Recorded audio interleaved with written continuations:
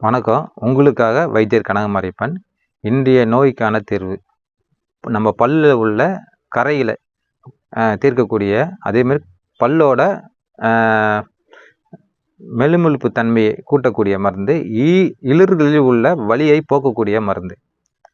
தேவையான பொருள்: வெண்டைக்காய், கிராம்பு, கல்லுப்பு, கல்லுப்புன்னு இல்லை, தூளுப்பு கூட சேர்த்துக்கலாம். தூளுப்பு, அப்புறம் ஒரு எலுமிச்சம்பழத்தில் பாதி தோல். செய்முறை: இது நைட்டு நம்ம தூங்குறதுக்கு முன்னாடி தண்ணி ஒரு ஒரு ஒரு டம்ளரில் பாதி தண்ணி எடுத்துக்கணும்.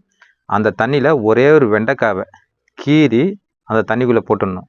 இது கூட ஒரு சின்ன ஸ்பூனுக்கு ஒரு பாதி ஸ்பூன் சால்ட் உப்பு சேர்த்துட்டு 3 லவங்கம், ஒரு எலுமிச்சம்பழத்தில் பாதி தோல் சின்ன சின்னதாக வெட்டி சேர்த்து போடணும். இந்த 4த்தையும் ஊற வச்சுட்டு ஒரு மூடி மாதிரி போட்டுருங்க. அது ஊறிக்கிட்டே இருக்கும்.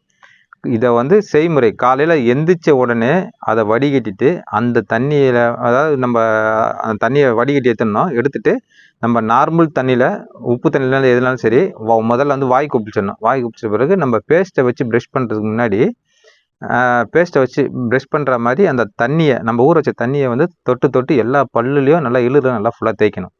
தேய்க்கும் போது கொஞ்சம் கொஞ்சமாக நம்ம தேய்க்கும் போது அதோட கரை எல்லாமே நல்லா பல்லும் நல்லா பாலிஷ் தன்மையாகும். அப்புறம் பார்த்தீங்கன்னா அந்த இழுரோட வலியும் நல்லா குறையும். எல்லா பல்லும் நல்லா படுற மாதிரி தேய்ச்சிருங்க. தேய்ச்சிட்ட பிறகு கொஞ்சம் கொஞ்சமாக என்னன்னு கேட்டிங்கன்னா, அதோட இது நம்ம தேய்க்க தேய்க்க ஒரு வாரம் கண்டினியூஸாக நம்ம இது மாதிரி நம்ம தேய்க்கும் போது நம்மளோட வலியும் குறைஞ்சிரும், பல்லும் நல்லா பளபளப்பாக ஷைனிங்காக வந்துடும். அந்த மாதிரி இருக்கும். இது சின்ன, அதாவது எப்படி சொல்கிறதுனா, வயது தோற்றம் பார்த்தீங்கன்னா ஒரு 5 வயசுலேருந்து ஒரு முதியோர் வரைக்கும் இந்த மருந்தை நம்ம யூஸ் பண்ணலாம். இது ஒரு வாரம் நம்ம யூஸ் பண்ணாலே போதும். அதோட ரிசல்ட் அருமையாக நமக்கு தெரியும். இது ஒரு அற்புதமான மருந்து.